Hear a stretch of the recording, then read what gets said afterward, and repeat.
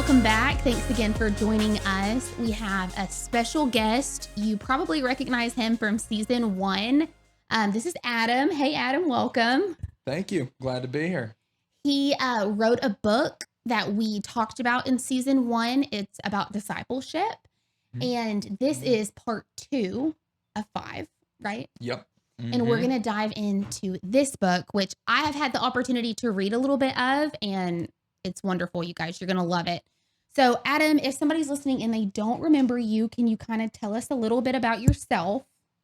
Yeah, absolutely. My name is Adam Erlichman. I am a pastor, author. I'm a discipleship pastor at the Cross Church in Wiley, Texas, which is sort of East Dallas area. I just begun there, been there about 4.5 months, loving it. Our family just kind of getting set and settled in there. I've got background in young adult ministry, student ministry, groups, discipleship, leadership, development, and so do all of that fun stuff. I've helped out with the Denton Baptist Association's leadership training conference, and just recently have jumped on board with spiritual formations team with the Southern Baptists of Texas Convention with Phil Todd, and so excited to jump into that and help set some different calendar events for the state of Texas, discipleship events, equip, some consultations, some trainings with churches around. So just, that's me, what I do. And I think the most exciting part I get to do is be involved in the local church. That's what I love. It's what I enjoy. Writing books on the side, that kind of scratches an itch for me. You have a lot happening. That was a lot of stuff that you are involved in. It is. And I'm also married, right? My wife, Anna, we've got 3 boys, Judah, Tyson, Deacon, 9, 7, 5 years old. I mean, they are rough, tough, tumbling, high energy, destructive, sweet boys. They are best frenemies, okay. Right? Laugh and cry all in the same minute. So we got a lot going on. Yeah, we got a few things going on, you could say. And your first book, do you want to kind of tell us a little bit? I know a person can go listen to his podcast on season 1 about it was titled "What is a Disciple?" But go ahead and tell us a little bit about the first one. Yeah. So this first book I wrote really just out of a personal experience. I got saved at 19, had no clue what it looked like to follow Jesus. It was very confusing, and so this is just a very practical biblical approach. And look at, well, what is a disciple? What's the New Testament say a disciple is? And so I self-published this, had really no intentions. Again, I was writing just out of personal, kind of worship and connection to the Lord in my off days, and thought, well, I'll just put this out there. Didn't have a marketing plan, nothing. And bam, #1 new release on Amazon and Christian discipleship, bestseller. It's still selling. It's and so I'm like, sort of, okay, well, I guess the Lord wants me to do this more, so I'm going to continue. And so this book, it's available on Amazon right now. There's a discount promo going for the month of September, leading up to publishing my new one in October. And so normally this is $8.99. It's $3.99 right now, so it's like perfect time for bulk orders, things like that, church resource, next step resource. But yeah, so that's that. Awesome. So this was book number 1, and then book number 2 is called How We Grow Heart Posture. Yes, How We Grow Heart Posture. I nailed it. Mm-hmm. And would you encourage a reader to read them in order? You don't necessarily have to. Okay. They are not chronologically set up that you have to read the first one to understand the second one. There's a 1-page summary in the second book that kind of helps cover the first, but getting both of them wouldn't hurt. Okay. Yeah. Yes. Yeah. Getting to read both is only going to help. So I kind of read this one coming out of the first one, knowing what is a disciple, and then with the heart check that this book kind of brought to me. So one of the quotes that I typed up, I really enjoyed, and maybe you can elaborate on, is the accumulation of knowledge without proper heart posture leads to dangerously deceiving and treacherous roads for the Christian. around the things of God in the Bible, yet not necessarily with Him. That Yeah. really jumped out at me, Hmm. that we can be doing the things of God around people of the Lord, but not having the heart that is actually serving Him, spiritually healthy. Yes. Yeah, and right, and you got that sneak peek preview because it's not, like it's not even released yet. We released Yes. mid-October, and so y'all are getting a sneak peek here. We got about 6 weeks until this is available for y'all on Amazon. But yeah, no, that line in there, and that's from the introduction of why does heart posture matter? Mm. Right, and so it's titled Heart Posture, but why should someone consider reading this? Why should they even look at this, or why should they give any attention to it? And that is one of the big reasons is that if we are constantly around the things of God, Mm-hmm. around God's people, we could be in small groups and Sunday school, we could be card-carrying members of the local church, right? We could be even serving. We could go on missions trips. But if we're not considering our heart posture, it can be really deceptive. Mm. It can really deceive us into thinking we are growing in our spiritual maturity.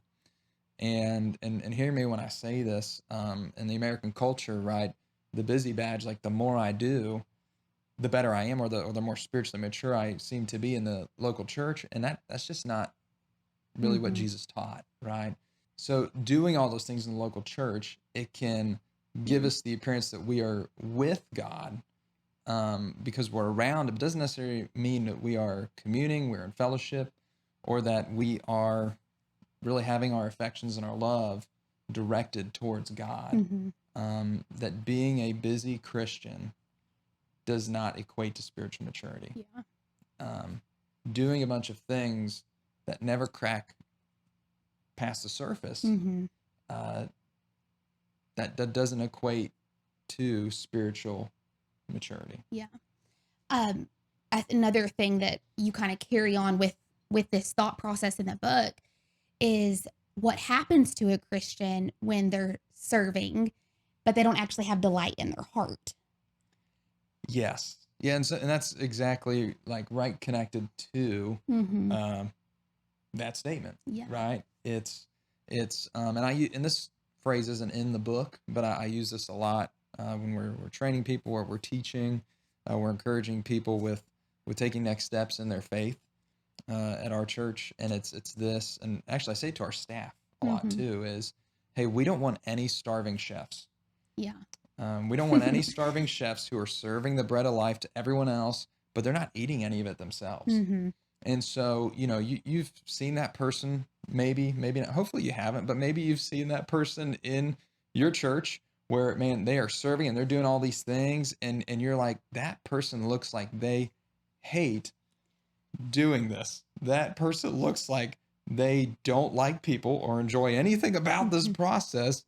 And there's this begrudging, like, well, I guess I'll do it, or God's gonna lightning bolt me, or Mm-hmm. I guess I'll serve in the church, or I might be guilted by my friends or by my pastor, and Mm-hmm. and it's like, no, that's could be the manifestation of being around the things of God, but not with God, Mm-hmm. and not looking in, not reflecting, not considering the heart posture of, well, why do I do these things? Mm-hmm. Because look, it's really easy to know the Bible well and not have to emotionally engage with it. Mm-hmm. Now, when I say emotionally, like, I am not making an argument in this book. Just for full clarity here, don't want any misconceptions. I'm not making an argument for sensationalism. I'm not making an argument for emotionalism or experientialism in the local church, that we need to just let our emotions guide everything. Mm-hmm. That I think some of the younger generations, really latch onto, can lead to subjectivism, just this Mm-hmm. relativism with no absolute truth. Not at all arguing in that direction. Mm-hmm. Okay, right. So, but what I am saying is that there needs to be a healthy embracement of our emotions, Mm-hmm. and to connect that to the things that we are doing, because I've known men who know their Bible really well, but are awful husbands. Mm. They're awful fathers. There are people who know their Bible really well and are sleeping around with their tennis coach, right? Mm.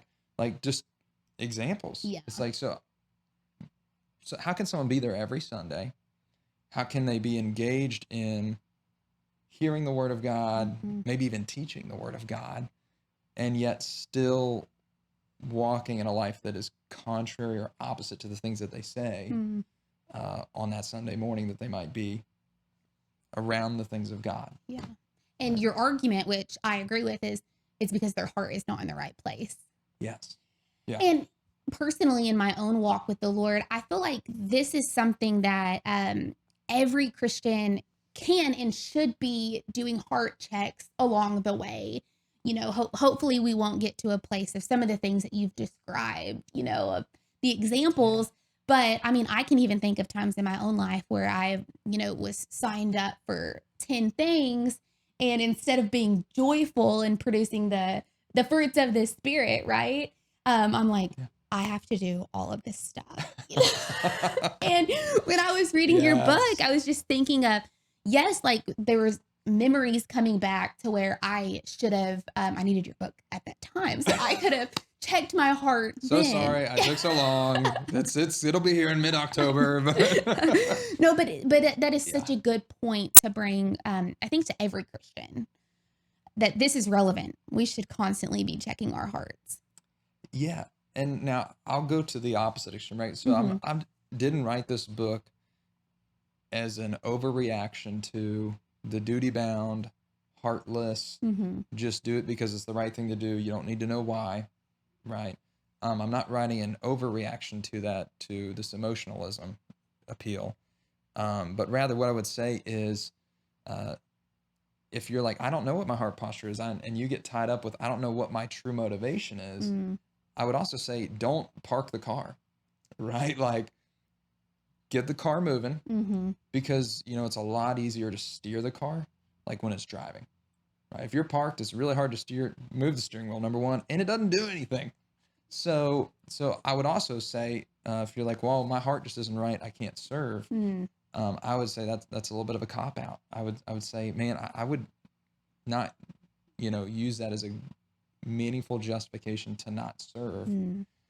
I would say, hey, get the car moving, get the gas pedal down, maybe slow down. Maybe you don't gotta go 100 miles per hour, maybe go 25, 30, whatever. And because there are times where we do need to conform before God transforms, right? We need to, there are some times where it's going to feel like duty. Yeah. It is not delight. Sometimes duty precedes delight.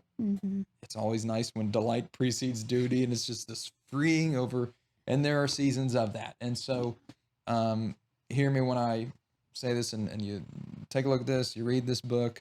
I'm not giving a linear, this is what should happen in this order.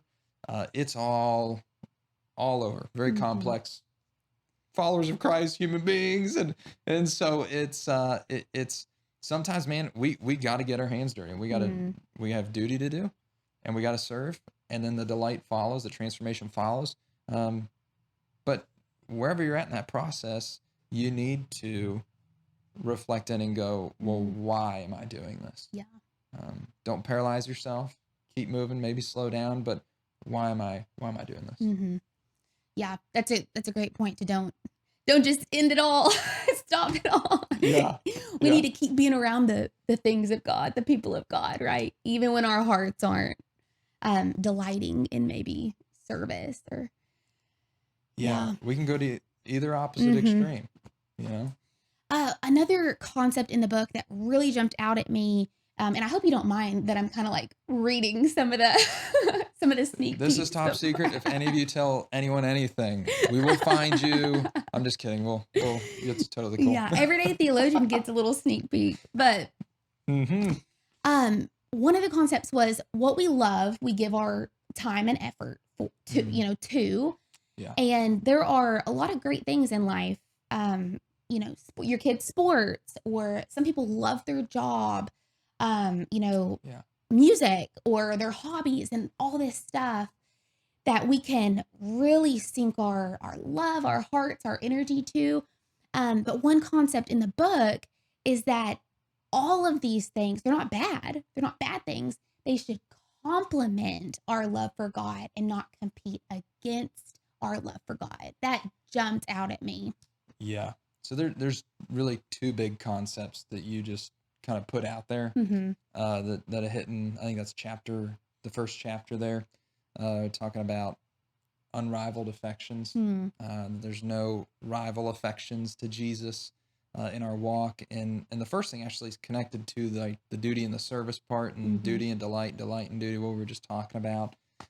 Because the truth of the matter is a lot of times we think that everything in the center of our being starts in our mind, in our head, intellectually, and man, that concept, the way we think about people, that did not come up into really thinking in the world until the Enlightenment period in the 18th century. Before then, we always, prior to that, the center part of a human, where everything came from, was the heart. Mm. That was the center. And that's why Proverbs 4:23 says, right, guard your heart, for the wellspring of life flows from it. It's why Jesus says, what's in the heart comes out of the mouth, right? It starts here. And even in the book of Proverbs, I mean, right, the wisdom literature, you would think, okay, wisdom, you would think brain, mind, right? Much like the Enlightenment, would say, we're sort of these thinking things on sticks, just walking around. And it's like, no, far more complex than just logical. Yeah. Our emotions drive so much more of that than just our deductive, logical processing and reasoning. And so the heart is the fulcrum. It is the sort of guiding key part of the hinge of the door, which way is the door going to go, and it guides that. If it's improperly placed, right, the fulcrum, if you picture a seesaw, if it's not in the center, in the right spot, and it's like over a little, that seesaw doesn't work very well, right? Yeah. Those kids are like, this is a really useless toy at the playground, and it's like, well, that's kind of that knowledge you gain biblically. It becomes useless if that heart, that fulcrum, isn't placed properly. And that's why in the Proverbs, right, again, the wisdom, you think, oh, brain, you associate wisdom with brain. Well, in the Proverbs, the authors in there, they almost equate knowledge, instruction, to the heart. Heart is mentioned 79 times in the book of Proverbs. Oh, wow. In almost every single chapter except for 4 of them. And so anytime it's talking about, hey, give me your ear, think about these things, instruction, gain wisdom, gain knowledge, it's always, almost every time, has the word heart in the same exact sentence. So there's that. Now with the formation, right, the things that we give our time to is what we give our heart to. Yeah. Our calendar is a catch-all for our affections. Our calendar is a catch-all for our affections. And so what we spend our time around, what we spend our time doing, whether that's sports or that's extracurricular activities or hobbies or like football's about to start, right? Like I'm excited about that. I'm going to give some of my time to that. I'm going to enjoy that. And so, what we primarily give our time to and we spend our time doing, it does form this appetite for more of it. It forms this hunger to want more of that. And then our heart and our affections start to kind of wrap their arms around it. And here's and that in and of itself is not bad, right? So a lot of churches, a lot of pastors, they'll go, those are bad things. Don't do those things. Yeah. Select sports are the devil. Like, they keep you from church on Sunday. And, and there's a whole other conversation there we could talk about. I'm like, yeah, I would love for you to gather with the saints and worship on Sunday. If you prioritize that over gathering with the saints, I'd say there's some problems there. But, all in all, like sports, extracurricular activities, music, hobbies, like those things in and of themselves are not necessarily bad. Mm. They are good gifts of creation God has gifted us. Mm. It's a matter of what we do with them. Yeah. It's a matter of what we do with them when we engage with them. And so, right, going back to the quote, and can you say that quote again? Just kind of refresh. I went Yes. several directions. No, there. that was all good. And it's not the exact quote, but it's talking about how sports friends' jobs, they should not compete against our affection with God, but complement our affection. And I just love those two words. I actually capitalized them. Okay, well, in my cool. document. Well, hopefully we can help people capitalize it in their lives. Yeah. And so, pastors, church leaders, they will see all those things I just talked about, and they'll go, those are competing. Whereas I would say, I think more accurately, scripturally, biblically, they are complements. I don't think they're the enemy of our affections. I think that they are a gift and an aid to help turn our affections to God more. Right. And so here at a very practical level, just kind of give this example. I love baseball. My boys play baseball. I coach my oldest son's team. Like, I love it. I love seeing my son hit the ball. I love seeing him pitch. When he experiences joy, like, it's my joy double. Oh. Like, I mean, right, it just bring tears to me. I'm going to stop because it's going to go there in a minute. And, and so, like, I love that. Now, in that moment where I experience that joy and just that thrill of seeing my son enjoy this gift from God, I can either go, I want more of that, or I can in that moment, right? Because I'll never get enough of that if I just keep trying to. I want more of this. I want more of this. I want more. Like, at some point, my son's not going to play baseball anymore, right? Yeah. It's not, and so it's going to end. And so I can either endlessly grasp for more of it, unsatisfied, or I can, in that moment, internally turn my eyes towards God. I can turn my heart towards God and just thank him. Yeah. I can just go, God, thank you so much for this. Thank you for baseball. Thank you for this gift. Thank you for my son. Thank you for this moment right here. You are so good that you've given this moment right here to me. And again, that's like, I just gave you like a 5-second snapshot of a worship experience that Adam has on the baseball field. Tuesday night, Thursday night, Saturday morning, like, right, not in a Sunday morning, didn't need a band, didn't need, just this, spoken word of, or this prayer. It was just this, I experienced something with my boy, and I just got to take it and go, thank you, God. Yeah. Right. And so we all have those meaningful moments in our lives through the weekday. And it's just a matter of, am I looking at this as a competition? Because I think a lot of churches have painted it to look like that, and it's not. It's a moment for us to go, thank you, Lord, and to turn our affections right back to him and just build on that. Yeah. In the book, I'm visualizing a graph that you did, and the created things that God has made are kind of in the middle of the picture. And then when we're worshiping God through them, there's an arrow pointing up to God.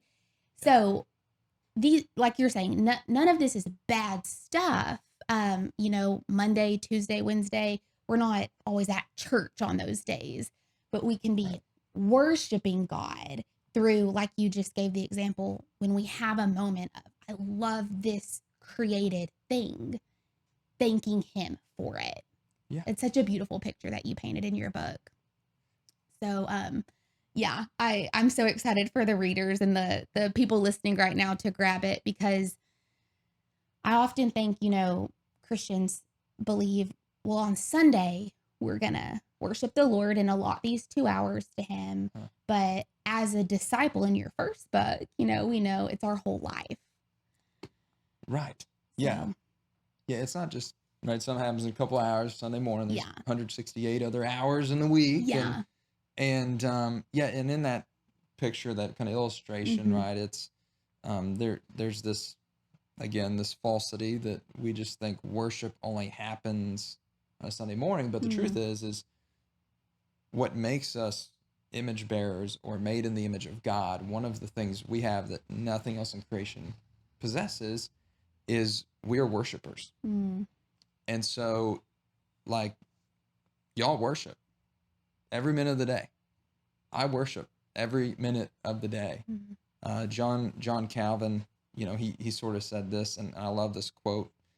He said, "The human heart is an idol factory," and so we are constantly hugging our arms around things that might be good things, but when we hug too hard, they become idols. And it's that picture in that book where it's our worship is always going towards something. And most of the time, right, it's going something towards creation, Monday through Saturday. Yeah. And so we have two options that we can either direct that straight up towards God, turn our eyes towards him, turn our hearts towards him, thank him, or we kind of do this. It hits the ceiling, it comes right back down, and we have that worship continue just going to the creation. And that's where false idols are born. And Derwin Gray, I don't know if he's the one who originated this saying or this quote, but I just loved it, and I put it in the book. He says this, he says, a good thing is a bad thing if it's not a God thing. A good thing is a bad thing if it's not a God thing. And so what makes something a God thing? Well, that's when we accredit and ascribe to God. Just that, man, you gave this. Yeah. Thank you. When we divorce God from our enjoyment, and it could be a secular song, it might not even mention the name of Jesus. We go, God, you're so good for giving us just the beauty of this music. You are so good for giving me this car that I drive to work, or for this food, right? This filet mignon, bacon wrapped Texas style, just this. God, you are so good. Thank you. And so when we have that enjoyment is affection, and our affections are worship. And so when we, instead of hitting that ceiling, right back to create an idol, not hugging too hard, but directing that up, that's when we see right heart posture. That's when we see right affection. That's when we see right worship. Yeah. Beautiful. So if someone's listening and they're eager to grab the book, what are some of the highlights that you hope they gain from reading your book? There's 4 things that I wrote out, 4 goals I had in writing this book, and I'm going to reference my notebook so I say those accurately. But my 4 goals in writing this book was number 1, for people to see the prominence that heart posture plays in their spiritual maturity, and becoming more like Christ. That heart posture is, it's first. It's where scriptures start, and then they really stay there for the longevity of the spiritual journey. So prominence of what it plays in our spiritual maturity.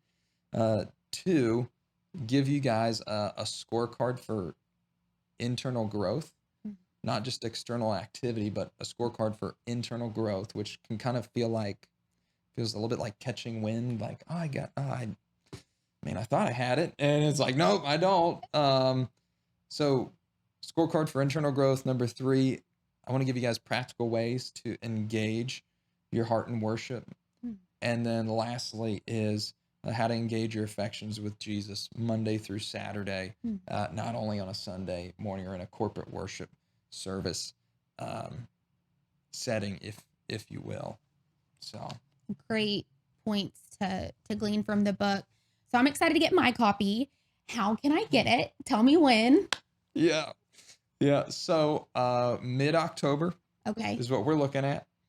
We're going through, we've got a book launch team, about 30 people they're getting each chapter each week right now. They're reading through this, and we're just diving in. And so they're just very last minute, planned last minute revisions of just, hey, is all this making that good stuff. And so 30 people, thank you to all of you 30 if you're seeing this and helping me just with this. And we're finishing that up, get it fine-tuned, and yeah, mid-October you will be able to get it on Amazon, exclusively on Amazon.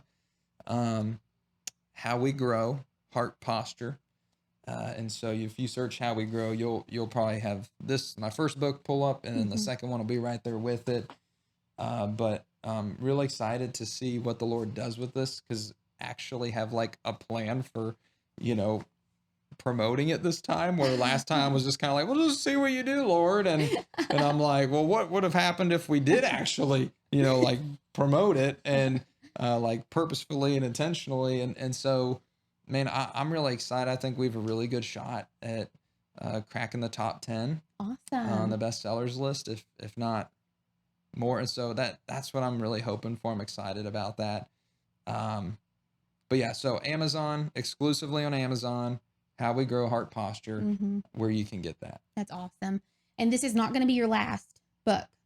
This is not. Yes. We'll have you back maybe you can share again. Book number 3. If no one buys the second book, don't have me back. Don't have me back. But yeah, so there's actually 5 books to this series. So there's third one. I haven't even, they're all written. I just haven't thought about it at all, because we're right in the prime of just seeing this one get going. Yes. So exciting. Yeah. Thank you for taking the time to come and share with us. I know you had a little bit of a drive. You guys, I'm so serious. If you're listening, you do not want to miss out. These are not long, hard Christian books. You know what I'm talking about. You have one in your library, I'm sure, where I have multiple. It's a big, thick book, and you're like, read one page and you don't even know what you read. These are easy to understand and very applicable to your life. So I recommend definitely grabbing the first one if you haven't already. $3.99. It's on sale. It is for the month of September. The month of September, it's on sale. And then mid-October, we can be expecting and looking out for the second book.